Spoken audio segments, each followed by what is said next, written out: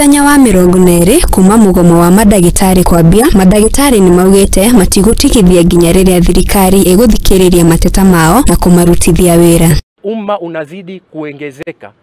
Sisi tumetoka kutoka 40 million, sasa hivi tuko 50 something million. So sasa hivi madaktari kwa upande wa umma ni kidogo.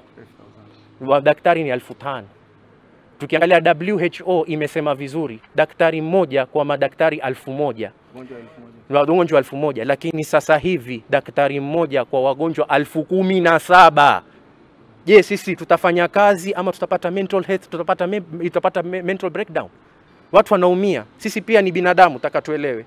Sata ya ugima wa mwiri irathi na mbere na guthinika huko mugomo uyu ugithie na mbere. KMPDU marenda magavana matige kuingirira mugomo wao huko makiuria thirikari nene kumathikiriria na minister wa ugima wa mwiri Susan Nakumicha ethe kihonia kia naihenya. Government is in contempt of court. So if tomorrow we go to court, they just present their case, we present our case.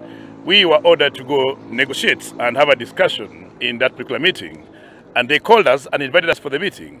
It is quite not clear why they will come into that meeting and say we have not complied to order 6, yet they send an invitation. So it is them that are in contempt because they walked out. Yes, so I mean they have shown very clearly that they don't care how long the strike continues. So we said continuously that we've joined them.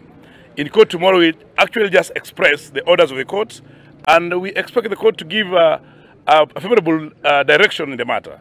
Meanwhile, the strike was called by the union, and the strike will continue until the issues that we have are implemented. Maya mahanikite guku mugano wa mandagitari guothe bururiini igithie na mbere na kugoma icigo ngurani magitongorio ni Mombatha kuria maugite matigũcoka wira-ini nginya thirikari imathikiririe. Court order sisi tukiambiwa turudi kazini turudi, lakini wao wakiambiwa huyu daktari mpatie mshahara wake, mpatie CBA yake, wao unasema mimi sina pesa. Lakini una pesa ya kuiba, una pesa ya ghost workers, una pesa ya corruption, una pesa ya kufanya kila kitu, na kuna pesa ya kutengeneza majumba ambapo kwamba haijulikani. Kwa hivyo sisi tumesema kwa sasa hatutoendelea, na hivi tutakavyokuwa hata tuendelee siku alfu ni kidogo, mwaka mmoja ni kidogo. Tutaendelea hata kama ni miaka 2 ama miaka 3. Kirifotera Muthingi TV, Geto wa Geshi wa Wachira.